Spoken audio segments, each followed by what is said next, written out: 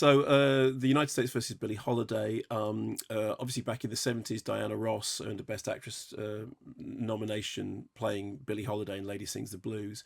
Now, Andra Day steps into those shoes. That she's shaping up as an awards contender. The film takes its title from the court case which resulted in Billie Holiday being sentenced for a year and a day for possession of narcotics.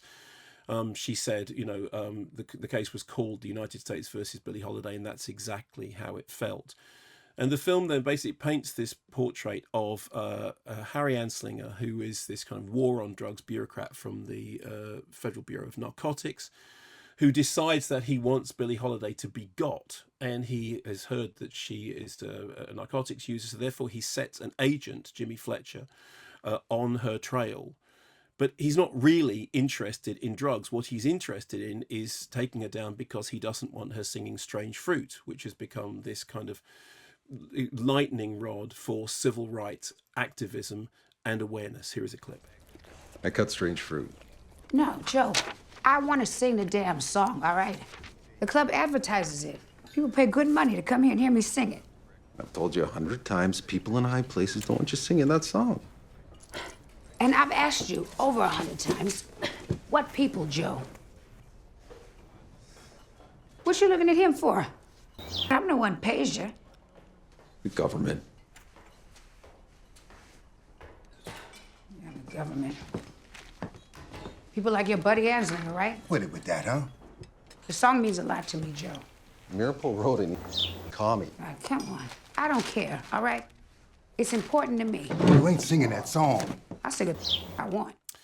So this is an odd film. I mean, it's written by Susan Laurie Parks, directed by Lee Daniels, who made Precious and The Butler. And the story imagines a romantic relationship between Billie Holiday and Jimmy Fletcher, played by Trevante Rhodes, who of course made such an incredible impact in Moonlight. And it sort of has this speculative romance between the two of them, which I think just gets in the way of the more powerful story, which is about the fact that this song became this lightning rod, for civil rights awareness. And it seems strange to me to when the actual details of Billie Holiday's life, which of course we saw recently. There was that documentary Billie by James Erskine, which did a very good job of unpacking a lot of this. It seems weird when the actual details of her life is so extraordinary, incredibly abusive younger years, and then rising to this extraordinary iconic status. And the idea of a singer being silenced for singing a song that is quietly bringing about some kind of cultural revolution is, I think, more than enough. Andra Day is absolutely brilliant. Her central performance is wonderful.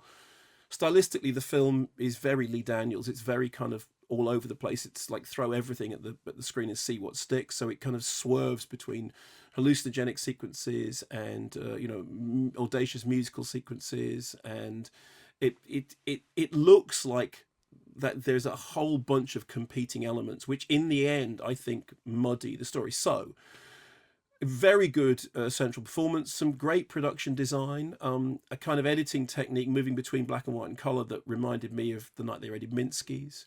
And great costume work, great music, very muddled storytelling, stylistically a bit all over the place. So it kind of